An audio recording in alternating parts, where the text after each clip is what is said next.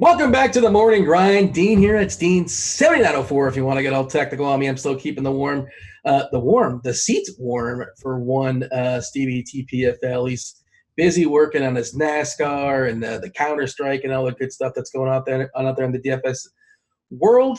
We're having some fun. There's not a lot of sports going on, obviously. So what we're doing is mainly it's an interview show. We're bringing somebody new for the DFS space basically every single day. Some days we'll talk about some content, but not a lot of content out there to talk about. So today we're bringing in a DFS OG, a RotoGrinders OG, I think. We'll talk about it. I'm not exactly sure when he made his appearance. It's Chris Prince. You guys know him better as Beermakersfan. Beer, how are things in your world these days? I'm good, buddy. And beer makers, if you want to get all technical on me, we get beers makers, this, that. So Beermakersfan goes back a long ways, though. We're talking, I'm losing track here, over a decade doing DFS. But I am good, buddy. Like everybody else, going through all this and doing the best we can to get through it. Lack of sports, too much time with kids. I know a lot of people are excited. They get more time with their kids. I'm ready to get rid of my kids. I'm just going to be honest here. Being a teacher, all this stuff, school needs to start back up in September. So they need to find a way to make that happen. Now, it might sound terrible. I love my kids to death, but I need a break. I'm tapping out here. So have you been like an amateur, like algebra, geometry, English teacher? Have you had to dust up on these things? What are the ages of the kids? What are you talking about? I have a 6th grader, a 4th grader, and a 2nd grader. So yes, there's been a lot of dusting off on polygons and multiplying fractions and some of the stuff the 2nd graders are doing. I'm like, I swear I didn't do this till I was like a sophomore in high school. Like what are we doing here? And the ways that they teach math now, there's like 15 additional steps that you can just get rid of that. I try to show them the way that I used to do it. Like, no, Dad, we can't do it that way. This is how we do it. Like, all of this is unnecessary. Let's just get to the answer here. So a lot of Googling happening in my house, and I get busted. They're like, Dad, I thought you were smart. What are you doing on Google? Like, hey, here's the way of the future. You're not sure about something?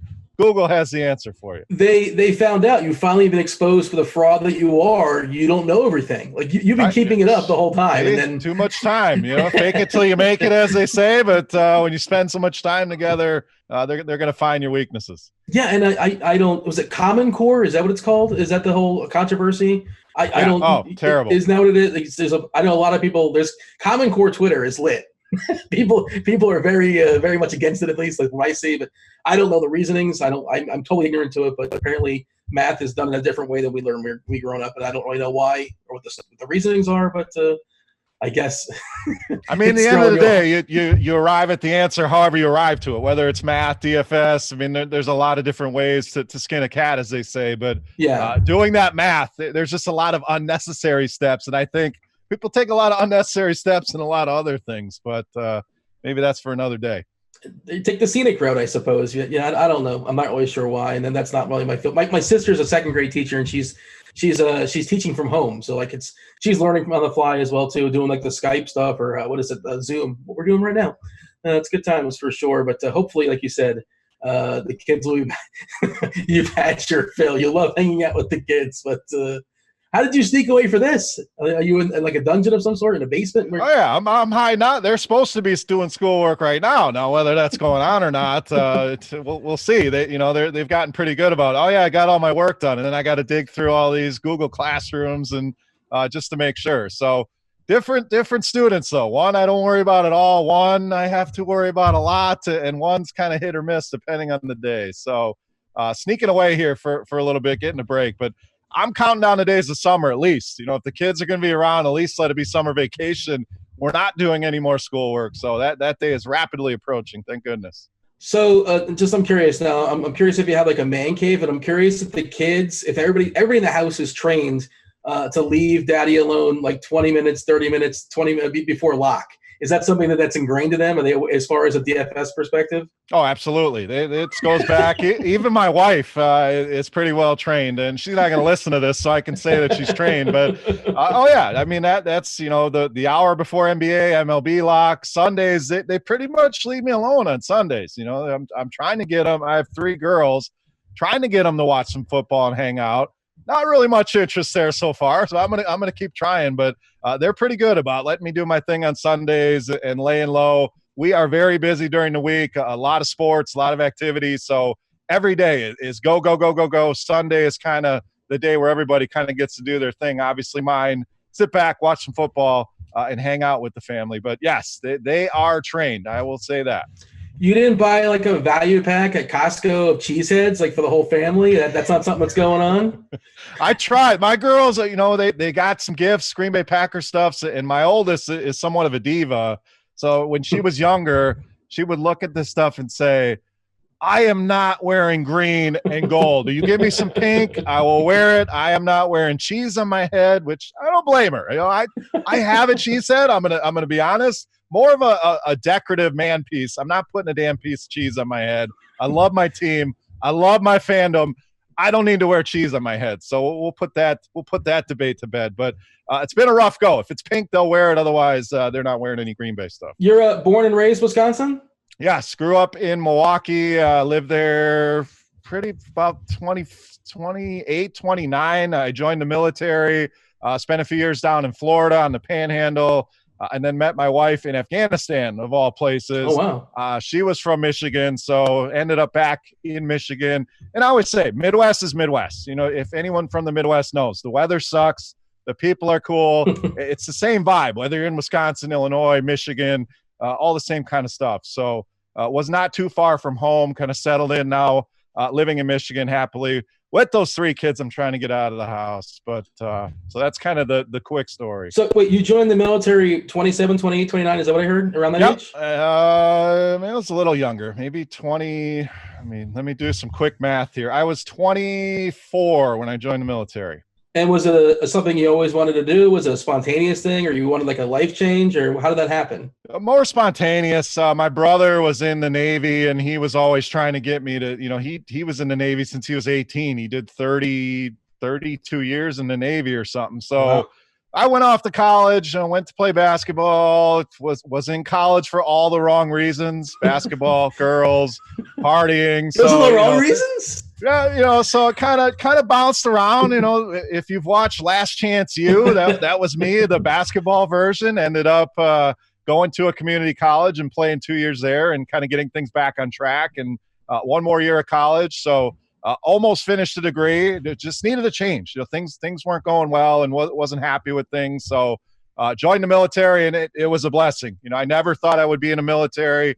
Was not my kind of thing. I'm a kind of guy. Don't tell me what to do. Just leave me alone. That's my basic premise. So was glad to do the military. Did 4 years, but after 4 years, it's like, all right, sick of people telling me what to do. But did help me grow up, and see different perspectives. Travel, went to Afghanistan, went over to Qatar, another small country in the Middle East. Stopped at every stand along the way: Pakistan, Uzbekistan.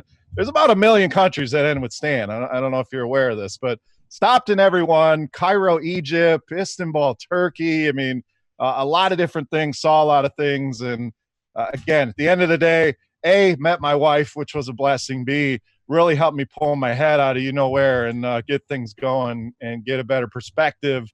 Time to grow up was basically what was going on there. I'm learning so much, and I have so many questions. First of all, I always thought it was Qatar, or I wasn't sure it was Qatar or Qatar. I've heard it both ways. It's both. I mean, I always said Qatar. I hear Qatar, which even the people there, it was a different way of saying it. So either way, you're fine. Tomato, tomato. So I'm always fascinated by cultural differences, and I haven't traveled enough, and that's something I definitely want to do. And like I said, that was one of the great benefits of joining the military. What surprised you? Or just the people? Is there culturally, or I'm just curious, any sort of random takeaways of your time and heading up all these different countries and learning adapting these different cultures. What stood out to you?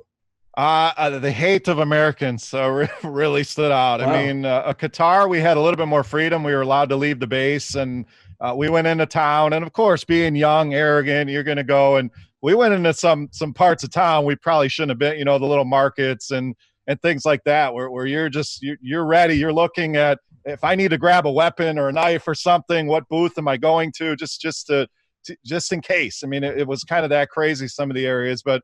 Areas of Qatar, there's a lot of money there. I mean, we went to a mall. This mall was 7, 8, 9 stories, ice rink in the middle of it, and just unbelievable the amount of money in that country. And then from that to Afghanistan, where we didn't have a lot of freedom, did not have the ability to leave the base. I mean, I always sum it up, hell on earth. I mean, everything is brown, dirt. It's 140 degrees during the day in Afghanistan. I was in the fire department, so we get a call. Now you're throwing all this gear on top of your uniform already, and I can't even explain to you how hot it was. The best example I can give is at night we would have bonfires, and it would be 90, 95 degrees.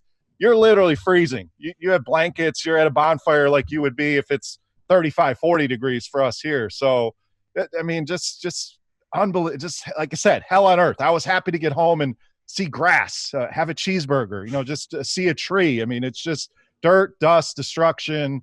Good to see it, a good life experience, but not somewhere I would put on the list of places to go. So, again, good life lesson, but not a pretty place. It's interesting you mentioned Qatar having all that money because there was a scandal with them paying off FIFA to get the World Cup. And a lot of people were saying, like, how in the world can you justify having games with it's like 130 degrees in the field or whatever? It seems like a terrible idea. And it turned out, I hope you're sitting down, Beer. It was a scandal. Apparently they paid off some of the people on the committee, but that's no. You kidding me? You're making that up. I was always like, which is worse, FIFA or the NCAA? That's a good conversation. I'm sure. I think FIFA. That's worldwide corruption. At least the NCAA is contained in one country. So you mentioned you came home, you want a burger, right? What are you eating there? MREs? MREs. They did have a kitchen, and let me just a breakfast. You would get excited to eat these things, but the eggs were literally crunchy and green. So MREs were the way to go. There were steaks that were flowing in. I think every Sunday we would have steaks, a volleyball game. I'm talking about the lowest class of steak possible, like the strip club steak. That's basically what we were served. So a lot of MREs, a lot of care packages from home. And that's honestly, and I hate to say this, but my wife got the best care packages ever. And she would bring them up to the fire department. And I'm talking about a 20, 30-pound box just loaded with food and baby wipes. Yes, baby wipes were a valuable commodity. I can see that. Books, magazines, video games, it just on, and the boxes just kept coming. So I think she kind of lured me in with the boxes. I would get priority things I wanted to pick out of there. Then it would go to the boys, and then she'd take the rest back to her crew. But just getting stuff like that meant the world. But MREs, if you've never had one, it's basically a meal ready to eat is what an MRE is. And it comes with a little bottle of Tabasco sauce. And anyone that's been in the military knows you basically just drown everything in Tabasco because the flavor is so bad. And, you get at least a meal out of it. You hope to get lucky, get some M&Ms or some Skittles in one of them. But that's the things that we look forward to over there. She initially won you over. She initially charmed you with the goods, I suppose. The goods, not those goods, but started off with the other goods, and then the rest. And she was in the same branch as you? She was in the Army, so they would come up on those Sundays and play in the volleyball tournaments. Kind of how we met. And she was an officer, and I was enlisted. So first of all, that was a no-no. Was she your superior? Is that what that means? Yeah, she officers and enlisted are not supposed to commingle. So it was a little interesting. Had to kind of work around that, and keep an eye on who's watching you. And there were some people turning us in and yada yada. But people really care. Like, is that the most important thing? When you're over there's nothing else to do but gossip, and you find anything to do. I mean, we were working out 2-3 times a day because you were just bored. And in the fire department, I mean, you're sitting there waiting for something to happen, and plenty happened. I mean, we stayed busy, but there were days that we're chasing scorpions around, and it's there wasn't much else to do. So basic training for the Army, what's that? How could you summarize that? So I was in the Air Force. Mine was fairly easy compared to the Army, Marines. Those guys go through hell. Mine was 6 weeks. Yes, you learn how to march and you do your push-ups and they're screaming at you and all that. But I mean, all in all, it was not that difficult. A lot of schoolwork and getting used to military life and things like that. I had the worst illness, and it went through our entire building. So that was the worst part of it, being sick for 5-6 weeks. I think I was sick the entire time because everybody else was, but have it nowhere near as hard as Marines, Army, maybe even Navy. I mean, the Air Force was where my brother said to go. Hey, this is where they have all the money. This is where you're going to get treated the best. So took his advice and happy for it. Could you do the Jonathan Bales challenge back in the day as far as the push-ups? What was it, 20? No. I was like, how many do I need to do to pass? 58? Okay, I'm doing 58, and I'm done. No more, no less. That was an incredible feat. My kids were kind of too. I was keeping an eye on it, like, Dad, could you do that? And, of course, I'm telling them, like, oh, yeah, no problem. They're like, all right, let's do it. Like, no, maybe another day. I keep kicking that can down the road, but an impressive feet by Bales, no doubt. I thought the most impressive thing is how he figured it out math-wise, just like kind of just pace himself, which is pretty clever. What was it? Was it 2,400 or so, like a 24 hours, something like that, or 25? I can't remember what it was exactly. I'm just, if people don't recall, but did you or did you not make a wager on this? I did not. And I'm going to say the most impressive thing was his girlfriend in the pillow. I mean, yes. All day long. My wife would have been like, what in the hell are you doing? No, I'm not putting a pillow under your butt all day. Get out of here. Find someone to love you the way Bale's girlfriend loves him. Yes, that is the ultimate goal right there. So you know how ESPN is running all these goofy, sports going on with their in the apps and things, and you're seeing the Ocho, these days. I've seen the Fireman Challenge. You ever see the Fireman Challenge? Is that something you had? Did you have to partake in that?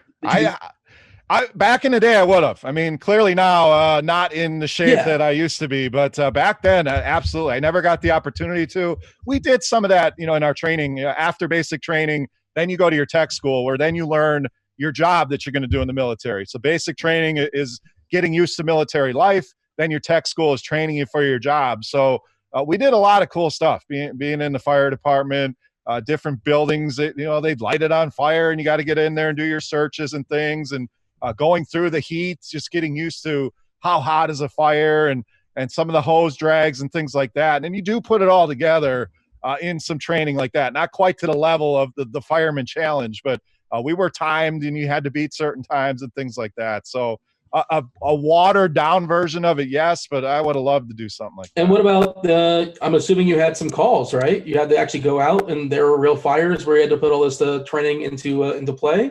Oh, yeah. I mean, the base I was stationed at was in Fort Walton Beach, Eglin Air Force Base, one of the biggest bases in the world, actually. So we were very busy, and it was not only on base. We would respond off base as well. We were right on the flight line, so you had all the aircraft we dealt with. So we kind of wore a lot of different hats in that fire department and stayed very busy. I learned how to basically shut down an F-15 jet. If something happened and the guy crashes, I got to be the guy to climb up there and shut this thing down. So we got a lot of cool training with that, helicopters. And again, it was some unbelievable experiences. And how does that work as far as how many are you on for like 3 days straight and you hang out at the fire department? Like what's the schedule like for that?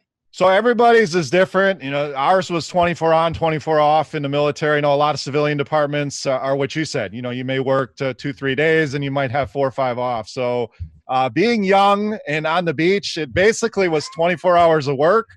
We would get off about 6:30 in the morning. Everybody would kind of go home, get a little extra sleep. About 10 a.m., time to hit the beach. We packed up the coolers and the radios and the volleyballs and hit the beach for the day, and then back to work again the next day. So it was kind of 4 years of 1 day of work, 1 day of partying, 1 day of work, 1 day of partying. So it was a blast. Yeah, that must have been interesting for sure.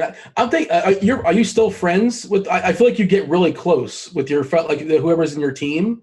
Either you better get along, I suppose, because you probably eat together. You're playing cards together. You're watching movies. I imagine you're playing ping pong. I just picture like Rescue Me, like everybody's just kind of hanging out. I'm not sure if you've seen that Dennis Leary show, but are you still friends with some of the people that you were with like years ago? I am to this day, and people all over the country, which is great. The military gives you that strong bond, but a firehouse and anybody in a fire department knows there's no brotherhood like a fire department and a firehouse. I mean, you're depending on each other. Things can go wrong, and this guy's got my back. He's going to save my life if something happens, and vice versa. I got his back. So still see some of these guys to this day. One of my good buddies lives out in San Diego. Always meets me in Vegas for week 1 of the NFL season, something we've been doing forever. That goes back 15, 20 years. So a lot of guys I still keep in touch with, and friends for life. And the military gives you that, but the fire department is really where you meet some guys that I'd still count on these guys and consider them some of my dearest friends. I know you go out to Vegas every single year, and I think you do. Is it like NFBC or things like that? Is that? Yep, FFPC. Always do our fantasy football drafts, and no place like Vegas. A, for March Madness is one time I love being there, but B, for week 1 of the NFL season, there's just so much excitement, and college football is kicking off as well. So a yearly trip, and it's always the guys' trip. It's always an open invite. There's like a group of 15, and some years it may be 7, some years it's everybody, some years it's 12. It's one of those things. If you can make it, you know when we're going to be there. And I'm assuming this year's trip is probably in limbo right now. Yeah, still waiting to see. It's keeping an eye on everything. Obviously, we want everybody to be safe, and Vegas sounds like they're starting to open things up. But it's I'm starting to see some of these things where people are like in little booths and playing poker, and how are the chips going to work? Say blackjack and poker, and I think there's a lot of unanswered questions, and I don't worry as much about a lot of this stuff as some people do, and I'm not judging anybody that does. I mean, it's sure you take the viewpoint you have. I worry more about I don't want to bring any of this home to my kids. If I get it, I'll beat it, but if I give this to my kids, I'm going to feel horrendous. So that's always my big concern. But Vegas, are you going to walk around with masks in the casino? How are people going to smoke cigarettes with their mask? And how are they going to – I mean, there's just a lot of – when you start thinking about it – how are you going to smoke your cigarettes? There's a lot of different dominoes. It's a fair question. I mean, it's for those are the obviously the trivial things, but touching the chips and slot machines. You want to sit there and touch the slot machines that 9,000 people have already touched. So we'll see. It's in limbo. I hope we can keep the tradition going, but if not, we'll find somewhere else to go. So, all right, you mentioned you played college basketball. I was talking to Andy yesterday. He was at Duke. You guys weren't teammates. He would have mentioned that. No, not quite at Duke. You're what, 6'6", 6'7"? In the high school program, 6'7". They always added a few inches. I'm actually 6'4". I think I'm shrinking as I get older. I'm going wider, and it's kind of pushing me down.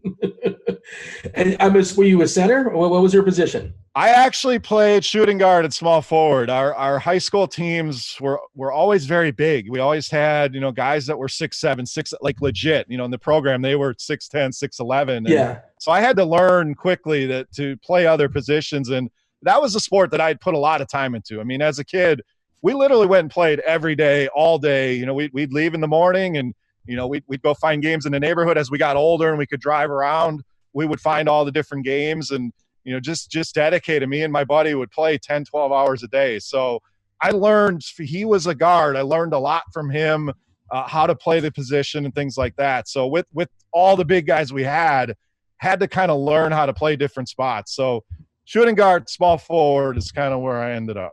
Give me your comp. Who's your NBA comp? I got a lot of Dirk Nowitzki comps actually growing up. Wow. That's just my brother always said, your game reminds me of Dirk Nowitzki. I'm like, was I that stiff? I mean, I love Dirk. I thought I had a little bit more athleticism, but to be compared obviously to somebody like him, I guess that would be the closest. You got that Dirk range?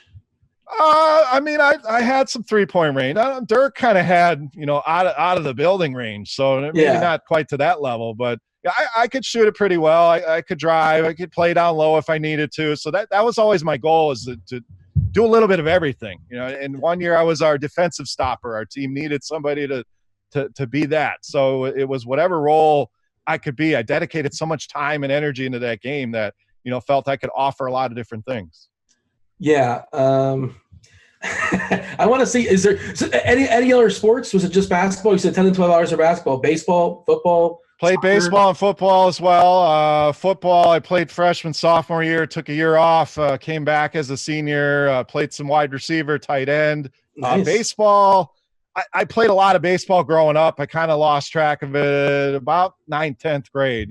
Baseball, I was whatever. Your average guy. I could hit a little bit better defensively than I was offensively, played center field, but was not always my best game. And with all that time, like you said, going to basketball, it became basketball and football centric. All right, slight little hiccup there as far as the audio. If you notice a glitch of some sort. By the way, you should mention. Good time to mention. If you're listening to us here on the RotoGrinders podcast and the RotoGrinders site, we're also on YouTube. You can see our very handsome mugs, myself and Beermakersfan. That's good times as well. And if you're watching on YouTube, feel free to like and subscribe and comment and all that good stuff. Beer, we were talking about your origin story as far as DFS and how you got involved. And you said FanDuel. You saw a commercial for FanDuel, and I guess you started playing FanDuel the same time or similar time when you were, I guess, at college. That's kind of when you discovered it. Yeah. So after the military, I wanted to be a firefighter in real life, as they say, as a civilian. But all the certifications that we got in the military did not transfer over to city departments. So I basically would have had to start all over and do 2-3 years of schooling. And at that age, again, my wife and I weren't married yet, but we were starting to look at that, and starting a family is like, do I really want to start over? I know everything I need to know, but do I want to go through 2-3 years of schooling of stuff I already know? So kind of scrapped that, but did go back to school in search of another degree in management. So that's where I spent time in class kind of learning about FanDuel, and as bad as it is to say. But so that was 2008, I want to say, something around that time. So did really well in the beginning, and there weren't a lot of people. You see FanDuel now, and it's commercials and sports books and all this. It was, probably 30, 40, 50 people. There was a chat room, and you knew everybody. Every night it was, chatting, talking crap back and forth, and the games were very small. The tournaments, if it was a $500 guaranteed tournament, you're like, oh, big tournament tonight. Where now it's millions of dollars being thrown around. So very small, but did very well in the beginning. It was just something that I, took very quickly to. And back then there wasn't a lot of stats and projections and ownership projections. And, it was more of like, I remember when I discovered BVP, and I was like, holy shit, this is a gold mine. Nobody knows about this. So implemented a lot of that. I know that's a hot topic now, BVP matter or not, but just some of the stuff where you could have an edge, and there just wasn't the information that there is today. So just kind of grew from there. Had a lot of success early on. I remember meeting Cal at the first FanDuel final, and that's kind of how I got into RotoGrinders. Is we met and kind of stayed in touch, and then the following year I won the FanDuel Fantasy Football Championship. It was 2010 or 11. And then started at RotoGrinders not long after that, just doing different articles, and the six-pack video started soon after that, which I'm proud to say is still going. I love doing it, but that's kind of how everything went in the beginning, and it's kind of snowballed ever since. Yeah, so you hit on like my next 5 questions. So yeah, I wanted to ask. You said you were good. Well, first of all, were you one of those jerks in chat? FanDuel once had a chat. FanDuel had a chat, and they did. People would just write Chipper Jones dong, and like it never happened. No, I hated that guy, and all those. That would drive me nuts. Or this guy's get injured, or just come on, man. So there were some names in there that were kind of the annoyers of the group, but for the most part, everyone was cool. And some of those names are still around today. Not very many. Head Chopper being one of them, but different times back then for sure. You said you were good. I guess at some point, how far in did you have like a big hit? Did you have a big score right away? And you said, well, wait a second, maybe I can actually make this a living to some extent. And like you said, obviously the prize pools are super small. Like Chop was telling me, like it was head-to-head, or head-to-head was pretty popular, or even like 10-man or 20-man pools. This is essentially what was going on in the original days, which I don't know how much of a living you make off that. Maybe head-to-heads you just keep crushing every single night. But again, there's not a lot of people playing anyways.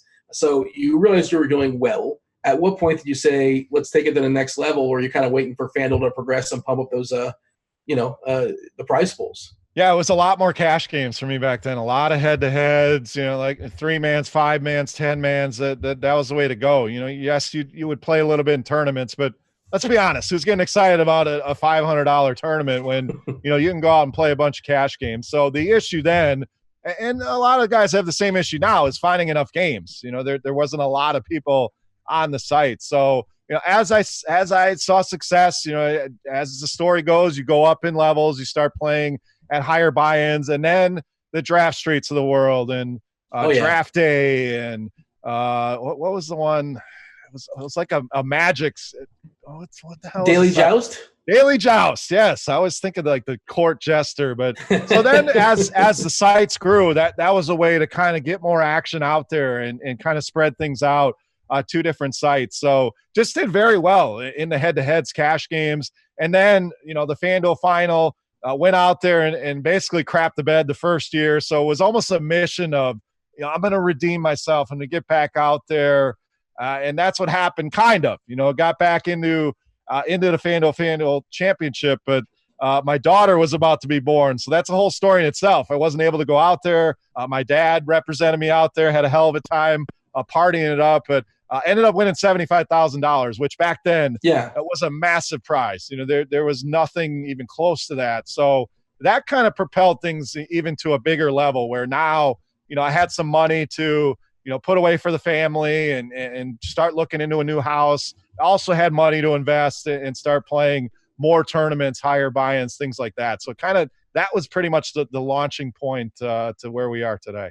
Do you remember your team, the winning team that won you $75K? Can you run off those players? I remember some of the big pieces, and the first one was Maurice Jones-Drew had 4 touchdowns against Tampa Bay, and went out the next day and bought a Maurice Jones-Drew jersey. And he follows me on Twitter. It's still one of my proudest follows that I got. But did you let him know? Did you let him know the story? I've reached out to him. I don't want to be the guy like, hey, blah, blah. I mean. Would love to get him to autograph the jersey. So Mojo, if you're listening, I've still got that jersey here. But the biggest thing that happened is because I had to stay home. It was a tough decision. Mm-hmm. Do I go out there? My daughter's about to be born any day, and I'm a family first guy. So sure. At the end of the day, it was an easy choice. But so I'm sitting there, I'm watching the pregame show, and I remember I had Jimmy Graham in my lineup, and 5-10 minutes before games log, there was some issue. Jimmy Graham, it was the guy Glazer was saying Jimmy Graham's having issues in warmups. So I swapped him out for Antonio Gates. Gates went on to have 2 touchdowns in that game. But I'm thinking, if I was out in Vegas, I would not have been paying attention to the news that close. Mm-hmm. I would have been, lineup set. I'm partying. I'm playing blackjack. I'm ready to rock. So, staying home ended up being a blessing. But the lineup outside of Maurice Jones-Drew and Antonio Gates, I couldn't tell you. Yeah, that's awesome. You let your dad have the experience as well too, and I'm sure you don't regret it. And just were you able to? Were you in the hospital like as this game? How close was it? Were you watching like the NFL channels in the hospital as far as having a child, or was it basically like a day before, day after kind of thing? So it was about 2 days before she was due. Yeah. I think she was due on the 11th, and that was the day of the game. So we were at home just kind of waiting. Had some family over watching the games, just sitting in the living room, and she ended up being born 2 days later. So could I have gone out there? Yes. To risk it? No. And my dad had a blast. Like I said, I remember him calling me that night, like, I'm going to spend $25,000 on a private jet to get home out of the 75, if you don't mind. So just out there living it up, which, meant the world to him. He loved this industry, and a lot of guys from RotoGrinders have met Pops and knew him, and, unfortunately passed away a few years ago, but just memories that I, cherish greatly, that he had a great time with it, something that we kind of bonded over. Can't put a price on that. First, how about the first experience? Is there something you learned from the first experience? Were you overwhelmed? Were you at the blackjack table at 3, 4, 5 o'clock in the morning and you just kind of like didn't exactly put the right work in, or it just was a variance that got you? It's always variance. Yeah, I mean, it was a little bit of everything. I mean, the lineup was kind of poor and made a lot of last minute swaps and things at the end that didn't work out. So, it's easy to say, well, I made the wrong swaps. Well, the next year I made the swaps and it worked out. So that's kind of, a lot of people blame this variance that, if I could have done this, or I was 2 guys short of it. Like, did you win or not? Let's just get to the point. I don't want to see your winnings in the beginning of the day. At the end of the day, are you profitable or not? And if you're not, make some changes, do some things differently. But I think it was a combination of a lot of things. You're out in Vegas, you're meeting a lot of people, you're partying. I probably didn't put the time into it that I should have. So definitely a lesson learned. And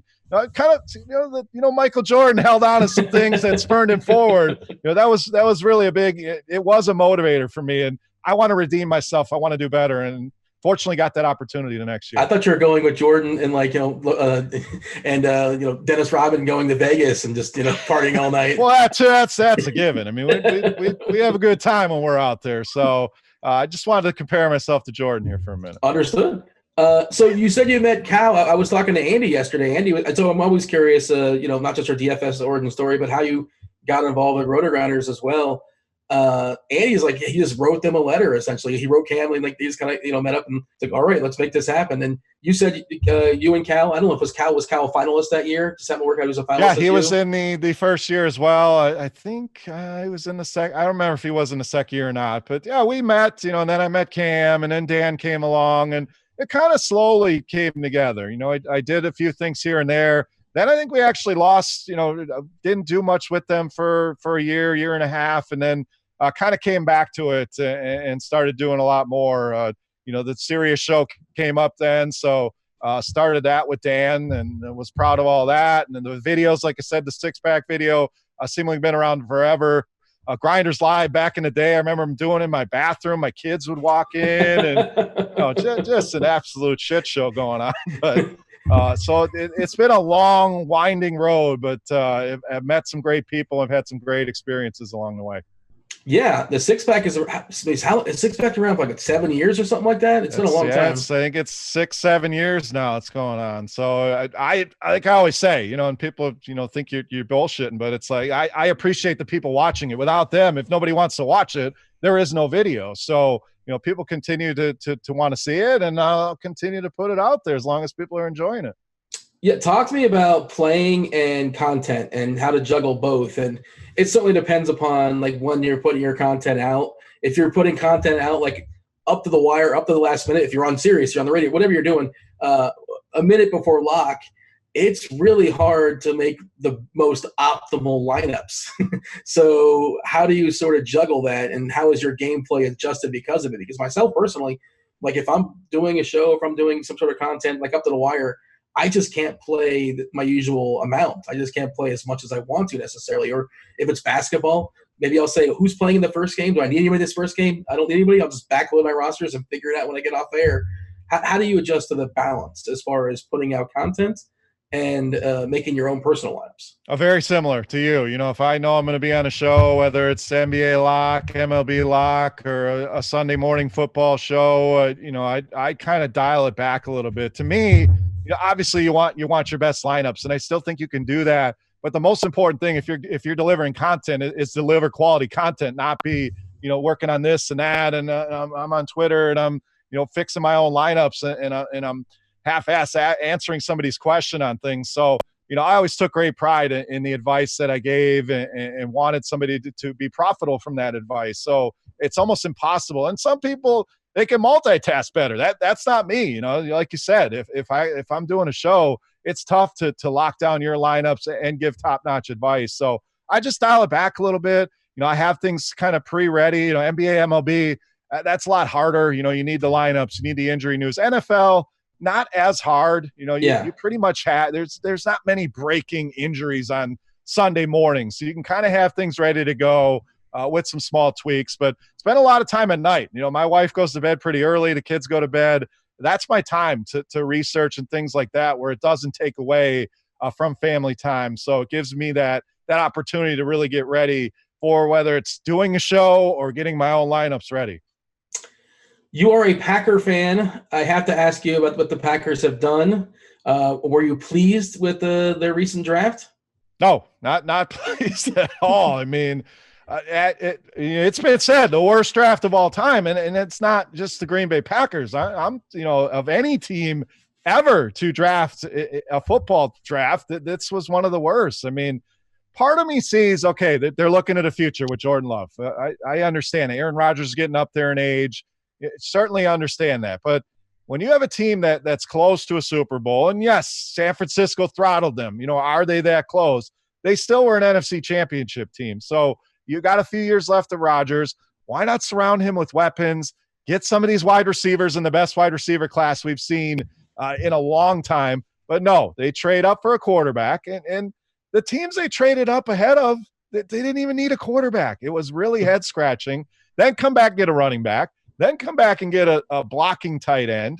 Don't draft a wide receiver in 7 rounds. It's just a lot of question marks. Jordan Love himself, when is he going to be ready to go? I wasn't a fan of him as a prospect. Now what? He sits behind Rodgers a year, 2 years, 3 years. You waste that rookie contract, which we've seen Lamar Jackson, Patrick Mahomes. It's kind of the new way teams are doing things. Get a quarterback that's not right. It's not eating up 30, 35 million in your salary cap, and you can put tons of weapons around him and make a run at it. You're going to waste 2-3 years with this guy as a backup and kind of waste that opportunity when you draft a first-round quarterback. So just head scratching in a lot of ways. Was not happy with it. I can see what they're looking to do in the future, but why piss off Aaron Rodgers? It just doesn't make sense to me. You can only pick one, Aaron Rodgers or Brett Favre. Brett Favre gave me heart attacks. That guy, he was either going to win you the game or he was going to lose you the game. And 3 interceptions were coming in that game at some point. You just hoped it wasn't the last drive. I'm going to say Aaron Rodgers, just some of the plays he's made. And I never have worries. If it's the end of the game and Aaron Rodgers has the ball, I feel damn good about it. Brett Favre, as good as he was, as much as I loved watching him as a gunslinger, you were damn nervous watching that dude at the end of the game because you just never know when that turnover was coming. So I love them both, but I'm going to go with Rodgers. Do you have a favorite moment as far as being at a game? Do you get to go to games often? And not necessarily Packers, any sporting event. I was at the Aaron Rodgers Hail Mary game. I live in the Detroit area, so I always try to go to when Green Bay comes to Detroit. I try to make it to that game. At least gives me one game a year. Try to get back to Lambeau as much as I can. But that game was in Detroit, and I was literally staring right. Had great seats. FanDuel hooked me up. There you go. I had about 12 to 15 family members and a couple buddies from high school came into town and just a bunch of us at the game. And I remember just getting prodded the whole game by my brother-in-law, who the Lions were winning this entire game. From start to finish, they were either tied or winning the game. So the entire time he's laughing, he's poking at me, and I'm starting to get mad. I'm starting to get irritated. It's finally catching up after 3 hours. It takes a lot.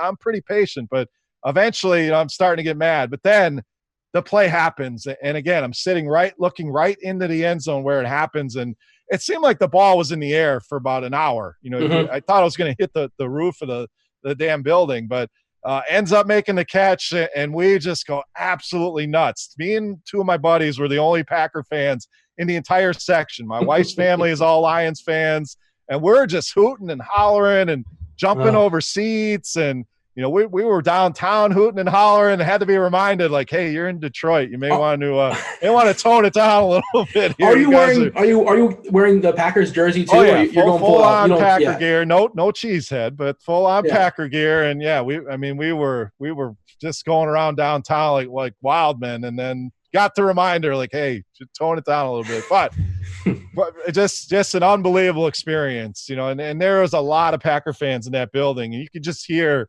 the air being sucked out of that place and the excitement when he came down with that catch. It easily best moment I ever had as a live event, and to be there was awesome.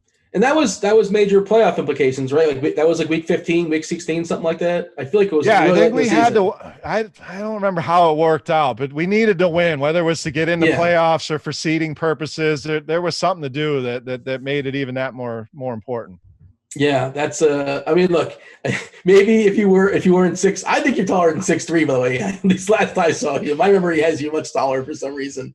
But somebody would say, man, maybe we shouldn't mess this guy. Let him enjoy it. Let him have it. And Detroit fans, they're just used to, unfortunately. It's sad. I'm sorry. They are. I feel bad for them. And they're loyal, man. My buddy every year and I've known him for 12 years here, and this is the year, man. And he gives me the whole breakdown of why the Lions are going to win this year. And it's come on, they're something's up with the Lions. They're cursed or whatever it is. They're going to find a way to lose. So I want to say it was one of the only time, or maybe the only time in NFL history, a team led from the start of the game till 0 on the clock and ended up losing the game. They led the entire game. That Hail Mary came at the buzzer. Green Bay wins. So it just that's the Lions in a nutshell right there. Your buddy is the guy that and we all have friends like this who says, yeah, I know the Dolphins were 7-9 last year, but if you look at this game and if you look at that game and if that happened, and this happened and this happened, if these 4 things happened, they would have been 11-5. And it's like, okay, let's just assume that's true. Let's assume that's true. Sure, why not? But how about of those 7 wins, there was 3 things in those wins that they probably shouldn't won the game. No, we're not going to talk about that part. That doesn't matter. No, that doesn't count. All the wins are valid. The losses, I can find a reason why they should have won. 100%. We all have that friend. We all know that guy. For sure. So you're a Beermakers fan. I know that's a Brewers thing, but I have to ask you your favorite beer. And especially, I pulled up your tweets in preparation for this interview. I pulled up some of your tweets, and you had this meme. It was a meme about drinking in lockdown. So, I think you've been thirsty is basically what I gathered in that tweet. So what are we drinking? What's our I try to mix it up. So, Bell's Oberon is one of my favorite summer beers. Michigan's got a lot of great big breweries, Founders, Bell's, Shorts. There's a lot of good beer here in Michigan. So Oberon's a good summer beer. And then as it gets colder, I kind of switch to the darker, heavier stouts and porters, things like that. I have a lot of stuff down in the cellar, down in the man cave, a lot of beers you can age. It's almost like wine, the bigger beers, the 10, 12%ers, you can sit on them for 3, 4, 5 years, and some get better with age, some don't.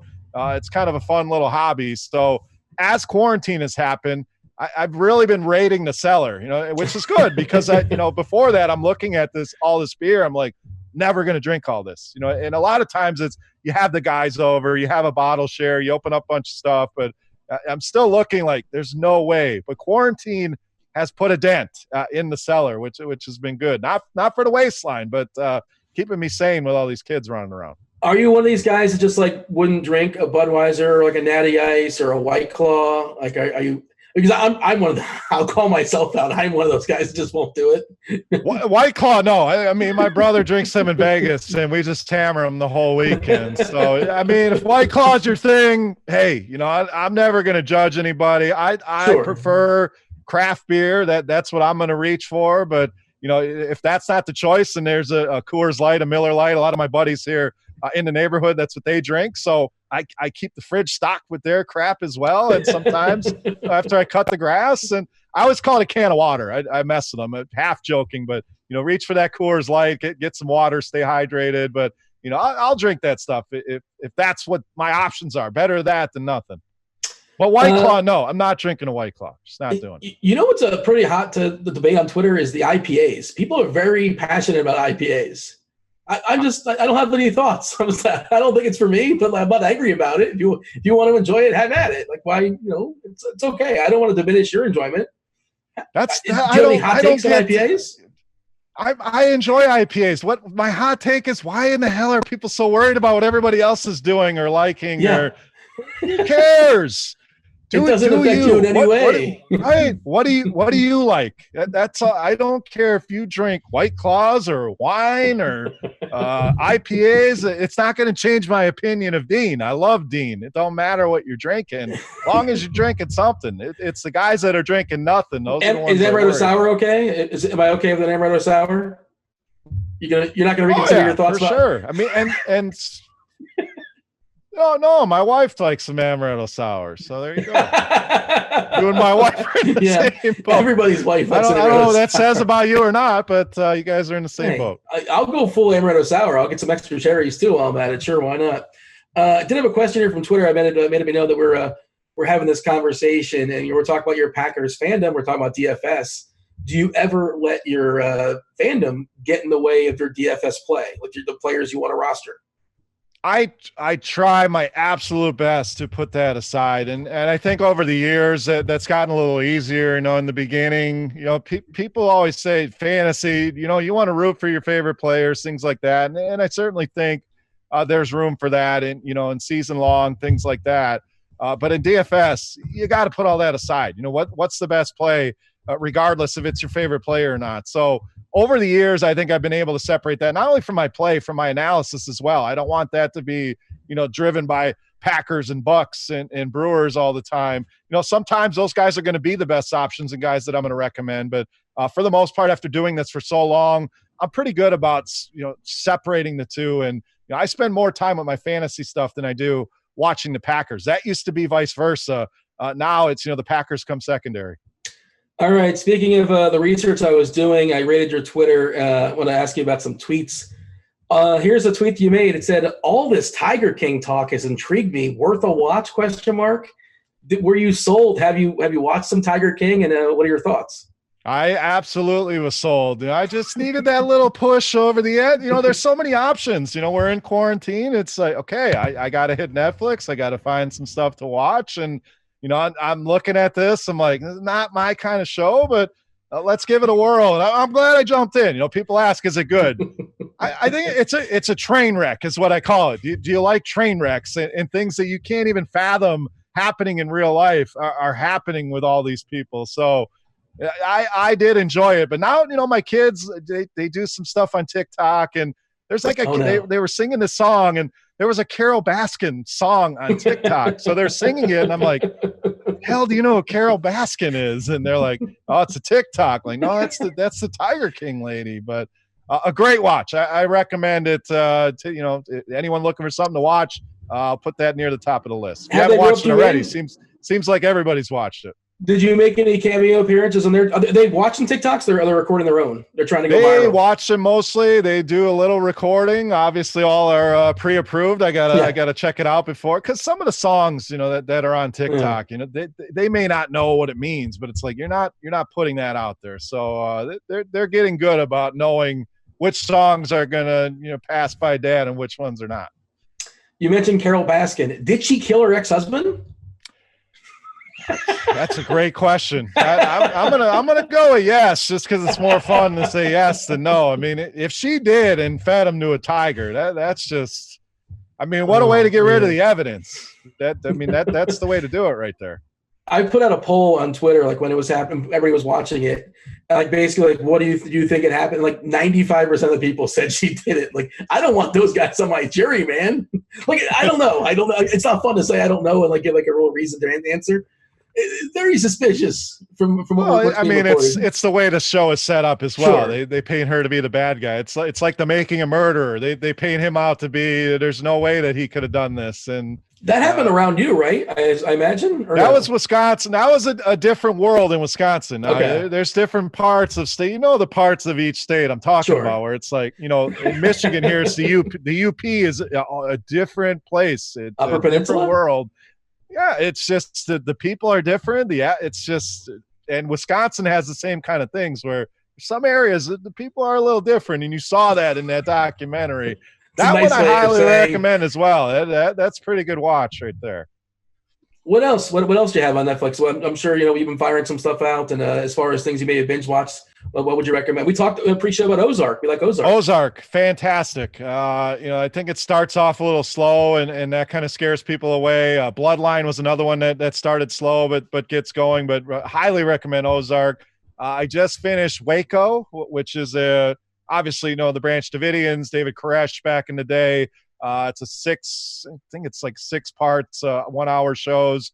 It's got, did you watch Friday Night Lights? Is that a documentary or is that? No, it's like the reenactment. Yeah. It's got, did you watch Friday Night Lights? I did not. And I actually put speaking of, I have to, I think I have to watch it because I won a poll of the next show I got to watch. So I got to get on board and watch it. Sell me on it. That's some great TV right there. But anyway, Tim Riggins from that show plays David Koresh, does a good job. So, that one was good. And then I just finished QB1, which was a documentary about the top high school quarterbacks. They follow around 3 guys every year.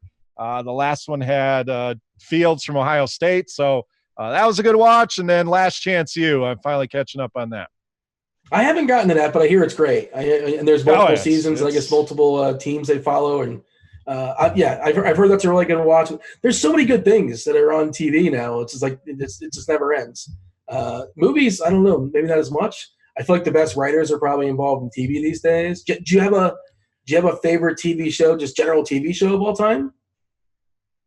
So I have a top 3 in no particular order. Okay. I cannot decide which one I like best, but Breaking Bad, Sons of Anarchy, and The Sopranos are my top 3. So Breaking Bad, I'm actually watching again. The wife had never seen it, so we're going back. I'm like, I'll watch it again. So doing that now. But the other 2, Sons of Anarchy, Sopranos, some great TV. And movies, The problem is there's no original ideas. It's let's remake this, let's remake that. Let's go back and do the Terminator again, and like let's get some fresh ideas going here. I think that the studios just are hesitant to make fresh ideas because it's more risky than it is to say here's Superman again, and here give us another $1 billion. Like, I get it. They just refire a Batman's coming back again. How many Batman trilogies do we really need? Spider-Man, we've done that 55 times. Like, let's get something fresh. But they make money. New. Like, I understand why they do it. I can't argue that. That's the bottom line right there. The money. I think Robert Pattinson, I believe, is the Batman. The guy from the Twilight series, I believe, is playing Batman now. Which is, I didn't watch Twilight, so I don't really have much of a takeaway on that, dude. Is The Sopranos, is that the best theme song of all time for TVs? Oh yeah, for sure, no doubt. There's one show it's always in the conversation that I surprisingly haven't seen is The Wire. Yeah, you got to fire it up. I mean, you got to cross it off one of these days. It's I don't know if it's top 5 for me. Like everybody says, it's The Wire. It's really good. It's really good. I would definitely recommend it. And well, what are your? Let me interview you here. What are your top shows? Oh, maybe I'll get a new show to watch here. I mean, I'm the chalk too when it comes to Breaking Bad, and I had this conversation the other day with somebody else, and like, you know, like the Men in Black one that just kind of like erases your mind and like you forget whatever just happened. We were talking about how much would you pay to have the Men in Black one like zap you so you forget you ever saw Breaking Bad and you get to watch it again for the very first time. That would be awesome. Even rewatching, it's like, you know, you remember most of it and the story, but there's still some things you're like, oh yeah, I forgot about that, or what. I don't want to give any spoilers here, so I won't say specific parts, but what the pizza on the roof of the garage, like that, I mean, it's just classic stuff you forget. That's amazing. That was like a one take thing, I believe. That's just like How does that happen? I don't know. They thought it would take him like 30 attempts to do it. He did it on the first one. It was pretty impressive. You've been watching Better Call Saul? Oh yeah, love that as well. I don't know that it's as good as Breaking Bad, but the last couple seasons, once it started to intertwine with Breaking Bad, I think it got a lot more interesting. I mean, the first few seasons, good. I was kind of getting sick of the brother and the whole electricity thing, and you know, that got a little bit old. But the last few seasons have been outstanding. It's definitely a slow burn, and it's just like it's just like Breaking Bad, and like so few shows are like. Season 2 is better than season 1. Season 3 is better than season 2. And it just progressively gets better and better and better and bigger and bigger and bigger. And like I thought when they were talking about Better Call Saul coming out, I was like, well, I guess this is just sort of kind of like a goofy money grab, just like they want to play out, like they want to make some money off of Breaking Bad somehow. I thought it would just be kind of like this sort of like watchable, passable show. But turns out, like I was saying this the other day too, you can make the argument. I'm not saying this is true. You can make the argument that Vince Gilligan, the guy who created both shows, created the 2 best shows in the 21st century. You can argue that at least, I think. Yeah, I'm not against it. I really enjoy Saul, so he's a good character. I was a little like you. At first, I'm like, you know, they're just trying to keep the momentum going here, but definitely worth the watch. Yeah, and it's funny, the dichotomy, because the female lead in Breaking Bad, everybody hates the female lead in Breaking Bad, and you know, for whatever, I mean, that's a whole other conversation, right? But I mean, she's right on a lot of things. I never hated her as much as a lot of, like, she's like a lot of people's worst character ever. Like, she wasn't wrong with any of the stuff she always accused him of all the stuff that he was doing. So I never quite saw the issue. Definitely see why people hate her, but she's not wrong. I thought it was interesting that they wrote, like, I think the most likable female character in Better Call Saul. Just kind of they kind of both sides of it, at least to me. And why, for some reason, I'm losing her name, but I'm sure you know what I'm talking about. The lawyer, Kim Wexler. What's the last name? Wexler. Yep. There you go. So what do we have as far? Oh, this is a question I like to ask, and you never really know what you're going to get from it. Do you have a random celebrity encounter? I met Hulk Hogan in the Atlanta airport. It was I was transferring planes. I think it was during my military time. I might have been going home, but it was like 9 a.m. He was sitting there eating Chinese food in the airport. And my wife, I think she was my girlfriend at the time, we're walking. I'm like, you know, I was a big wrestling fan back in the day. I'm like, holy shit, that's Hulk Hogan over there. The dude was yoked, obviously, but top yoked. When you looked, his legs were about as skinny as mine. Like, Oh, Hulk's got to hit some leg day. But anyway, I'm debating, like, do I go over there? Now there's all these little kids gathering and they're going over there. I'm like, do I want to be that guy? But, I was like, why not? So I went and took a picture with Hulk Hogan in the Atlanta airport. there you go. So back in the day, who was your guy? Was it Hulk Hogan? Was it The Rock? Was it Stone Cold? Did you have a guy that was your favorite wrestler? I was I was in the Hulk area a little, during that time. Stone Cold and The Rock was cool, but I was more of the 80s. But the Ultimate Warrior was my guy. I mean, just running to the ring and shaking the ropes and the music, and it was like he was going to have a heart attack any second. Which, didn't he die, or there was a couple different versions of him, or there's a couple different versions of him, but the original Ultimate Warrior, they put him in the WWE Hall of Fame, and like a day or two later, he died. Yeah, it's just sort of weird how that worked out. Pretty crazy story there for sure. Do you have a last great movie you've seen? Or we talked about movies, but like we're talking about how movies just aren't that great anymore. How about like, are you nostalgic for one? What's the one you can keep watching over and over again? I always enjoyed like the gangster flicks. So Goodfellas, The Departed is one when it's on. Oh, yeah. I always watch it. Casino, movies like that. So if I have to say one, Goodfellas, I just always love that movie. There hasn't been a good gangster movie in a long time. What was the last one that came out that was like 5 hours long? The one, The Irishman. Yeah, I did not like it. And I don't know if that's a hot take or not, but I'm halfway through it and I'm falling asleep. And I'm like, I might have to break this up into 2 parts. And, I worked through it, but it was all right. It just was not on the level of some of those other movies, in my opinion. Somebody presented this theory to me on The Irishman. People don't like it as much because it's on Netflix. And when it's on Netflix, you can kind of sort of watch it out of convenience. And it's a long movie, too. So a lot of people aren't watching it necessarily in all one sitting. It's like 3 hours or so.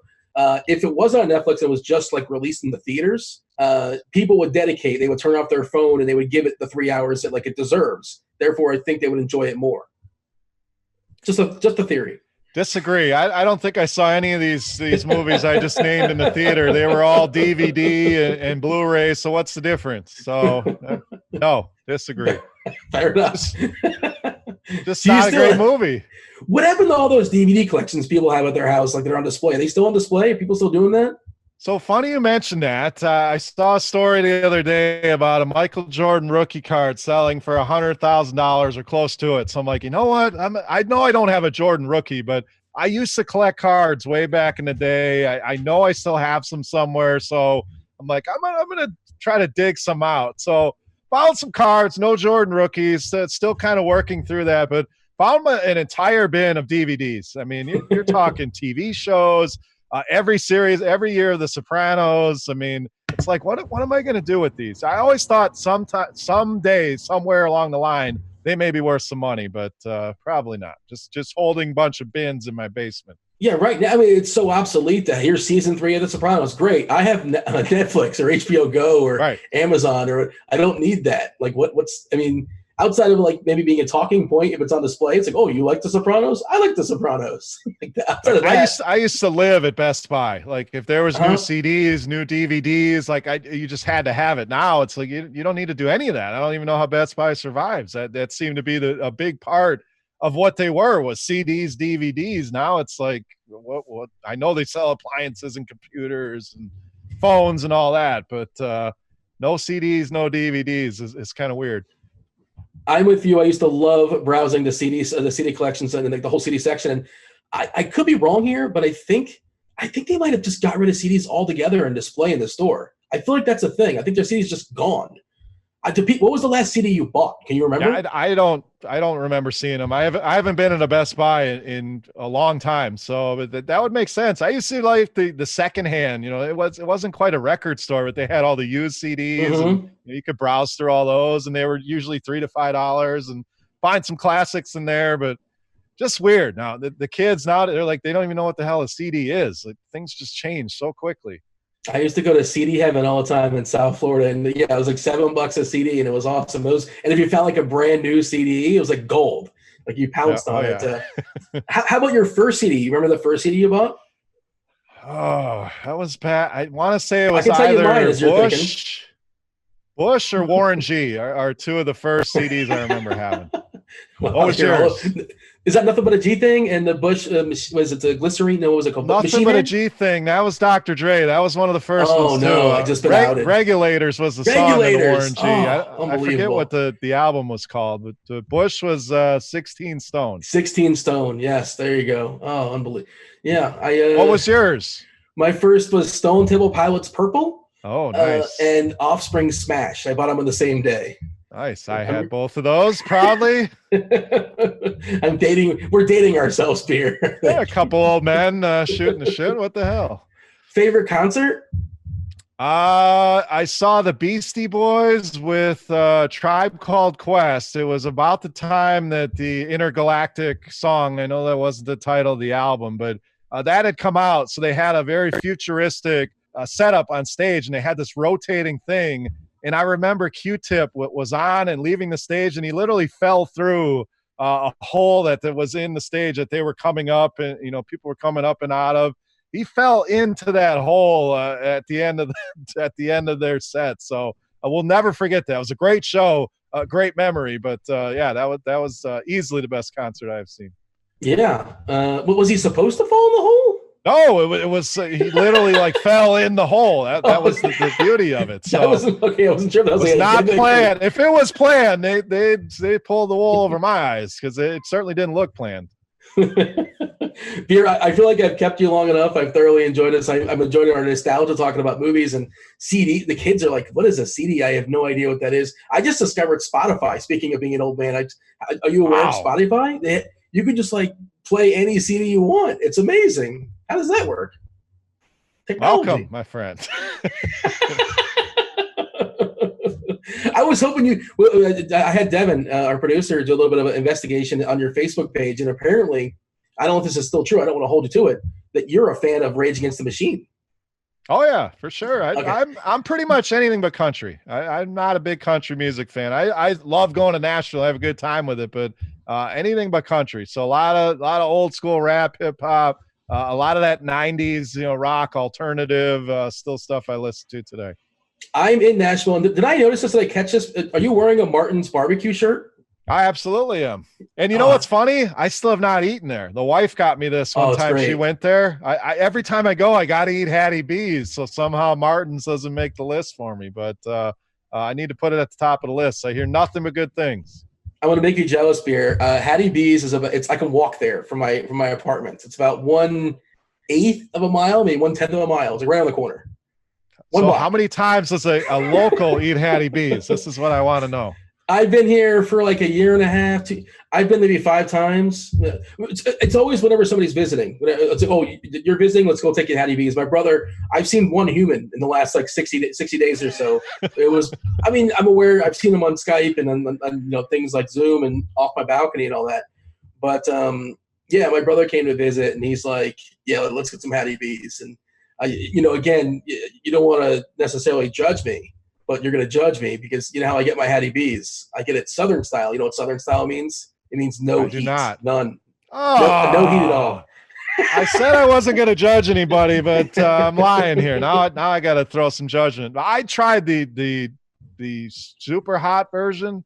Shut the cluck up, I believe it's called. Holy hell.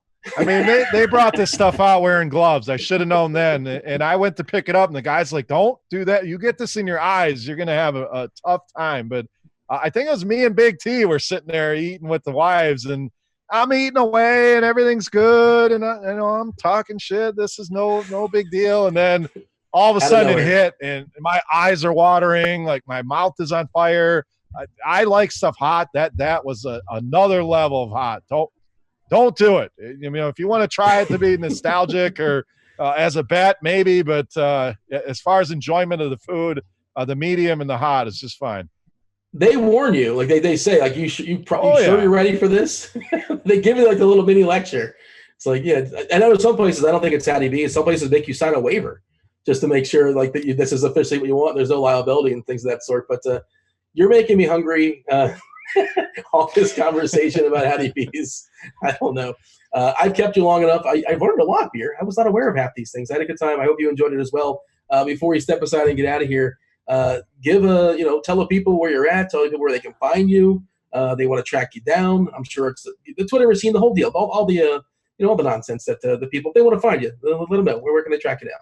Mainly on Twitter at Beermakersfan, also on Facebook. I still haven't done any of the Instagram, any of that. I'm an old ass man. I can't do any of that. That's my kids are doing all that. So Twitter, I love talking sports, life, whatever with you guys over there. So hoping to have the 6-pack video up soon. Football season hopefully starts out soon. So working on some rankings and things now, but Twitter is where you can find me. Do you have like one hot? We can also find you on your kid's TikTok as well, probably.